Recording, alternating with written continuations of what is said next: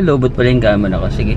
Ay, mabilisan na lang. So, it's another day, guys, sa aking weekend. Ngayon naman pupunta ako sa office. Actually, ano na, medyo late na kasi pahapon na. But, sa amin naman sa office, basta at least 4 hours ka sa office, pwede naman. So, kaninang umaga, nag-work from home ako kasi may mga dami kong kailangan ma-submit ng maaga. So kapag bubiyahe pa ako sa office, sayang yung time imbis na matatapos ko na yung kailangan kong i-submit ng umaga. So yung second half of my shift, I'm going to the office kasi meron kaming managers meeting. So yung managers ng different team, ayun, may meeting kami kasi merong bisita from other country. Ayan. And then actually last few weeks ko na lang sa office, sa company ko ngayon. Sad to say, but hindi ko man lang na-share sa inyo, no? Yung mga ginagawa ko. I don't usually share kasi yung office life ko or yung professional life ko kasi baka ma-compromise siya. Kasi syempre, as you know, sa profession namin as accountants, kailangan na you have to maintain a certain level of professionalism, of course, and then ayoko naman na, alam mo yun, ma-compromise yung professionalism ko because of my vlog. Kasi yung vlog ko, di ba, hindi naman yung professional, like puro mga kalokohan, puro mga, alam mo yun, travel, funny things and naughty things that doesn't, align with my professional career. So, hindi ko sila masyadong, ayoko na mag-overlap yung professional life ko sa YouTube life. But I'm lucky naman to have, 2 income streams. But sorry nagkamadali kasi ako, may meeting kami. Tsaka inisip ko na rin na mag-film na kasi it's my last few weeks na nga sa office namin. Tapos hindi man lang akong ganun ka nag-vlog masyado sa office. Naiya kasi ako mag-vlog. Ayoko nga nang nalalaman ng mga ka-work ko na nag-YouTube ako. As much as possible tinatago ko siya, pero in this day and age, di ba, na tayo digital, parang ang hirap na magtago, or ang hirap na kahit anong tago mo may makakakita, tapos nakakalat na yun, marami nakakalam, so parang nakakahiya. Pero sa office naman, I still act professionally, of course, although minsan may asaran sa mga katrabaho, nagbabant. So let's talk about siguro the pros and cons of a tax accountant. Sige. So as an accountant na lang siguro, I cannot speak naman in behalf of all the accountants kasi yung accountants, guys, para siyang iba din na career na marami siyang specialization. So hindi kami pare-parehas ng ginagawa lahat. Diba? So yung iba nasa audit, wala namang experience sa audit, so I cannot speak in behalf of them. So yung specialization ko is yung sa tax. Tapos yung sa tax, I'm not sure if I'm correct kasi yung audit, I think more ma-apply mo siya kahit saang bansa. Like for example, kaya maraming mga auditor na napapadala sa ibang bansa, di ba? Kasi yung mga, I think yung mga audit procedures naman very standardized siya or uniform siya sa iba't ibang bansa. So kung alam mo na yung audit procedure ng Philippines, possibly ma-apply mo siya sa ibang bansa. Yung tax kasi is kind of like more of a specialization, di ba? Parang tax is specific to a particular country, so you have to learn yung mga tax rules, mga tax laws ng isang bansa. So ako, pagkapasa ko ng board exam, Australian tax na talaga yung nahawakan ko. So I work in a parang BPO or parang shared service na firm, tapos yung client ko Australian client. So parang doon na ako nag-start. So parang tinuloy-tuloy ko na.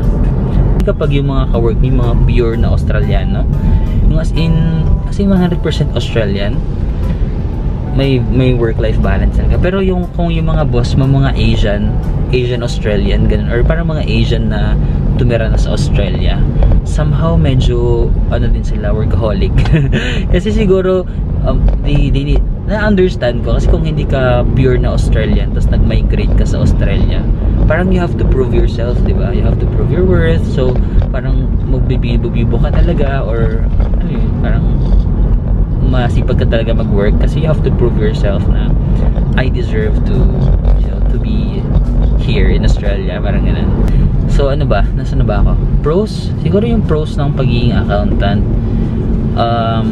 una, very very in demand yung profession ng accountant kasi sa lahat ng bagay kailangan mo ng accountant. Di ba? Sa company, lahat ng company kailangan ng accountant.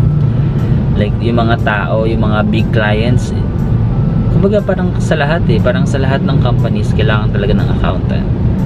Di ba? So parang I think profession siya na I think marami kang options na pwedeng pasukin o pagka-graduate mo. Like you can go sa audit, public practice, mag-work sa private companies, sa government, sa academe kung gusto mo magturo, or well in my case kasi parang more sa BPO ako, like mga hindi ako naka-experience ng Philippine clients or Philippine na private company. It's really more of yung mga Australian company, US and Australian company yung experience ko.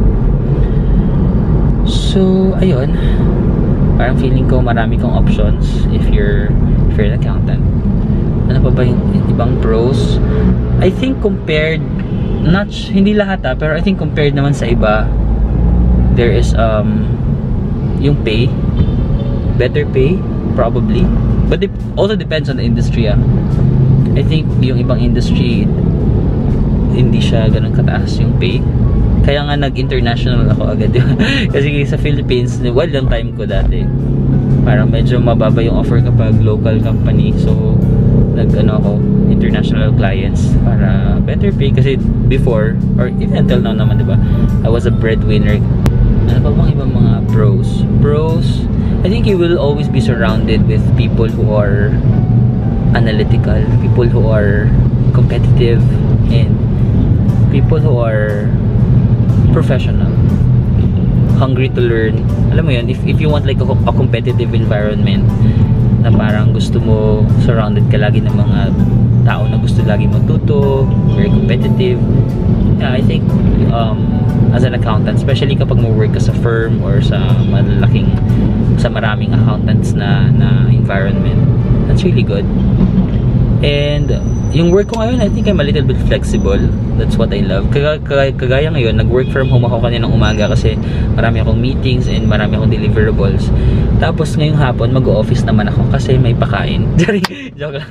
Aside sa may pakain sa office is, gusto ko rin yung parang may social life minsan, di ba? Na parang kapag nag-office ako, minsan nakikipagbiroan ako sa mga ka-work ko, or I can banter with my with my colleagues. So that's what I love, my social life, a little flexible. Cons naman siguro, sometimes there's really culture of overworking, especially during the busy season. Kahit naman saang firm ako nagpunta, or kahit saang company ako nag-work, kapag busy season, you will really have to work extra hours, which I think, I'm not sure kung sa ibang profession ganun din, but yeah, I think that's one of the cons that I can think of. Or another cons pala, accounting job is not like it's not a fun job, no?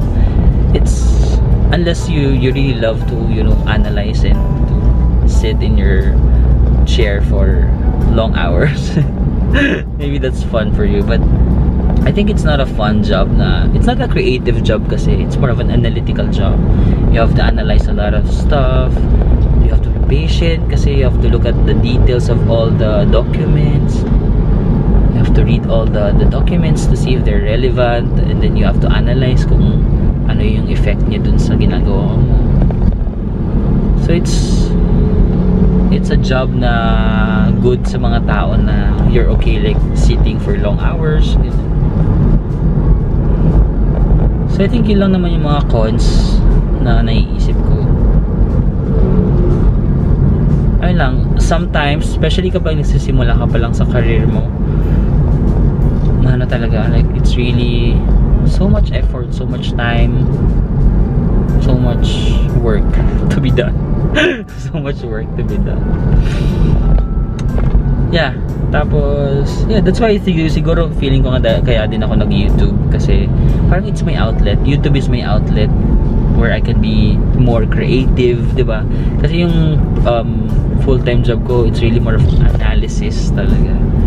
And nakaupo ka lang, nag-analyze ka, ang dami mong titignan na data na information.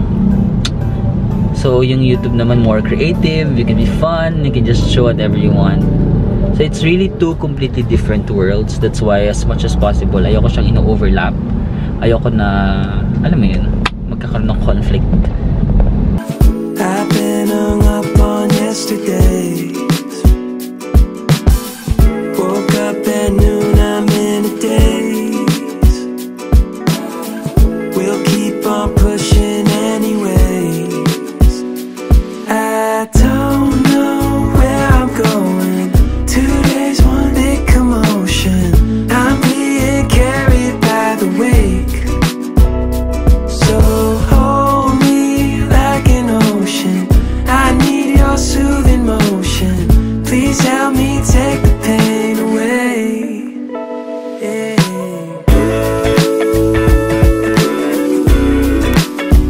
No way to change our yesterdays.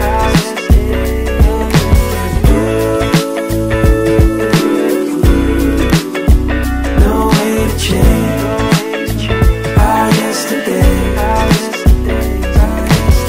Stayed in but felt so far away.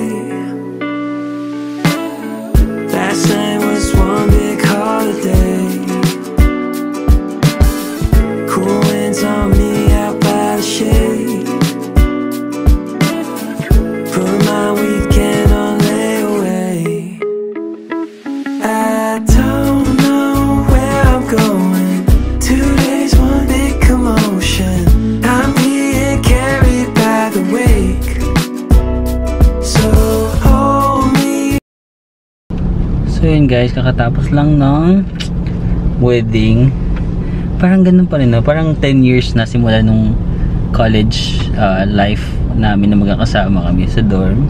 Or more than 10 na nga, 11 years na nga yata. Pero parang wala pa rin masyadong nagbago sa, sa samahan namin, sa ano namin, kung paano kami magbiruan, ganun.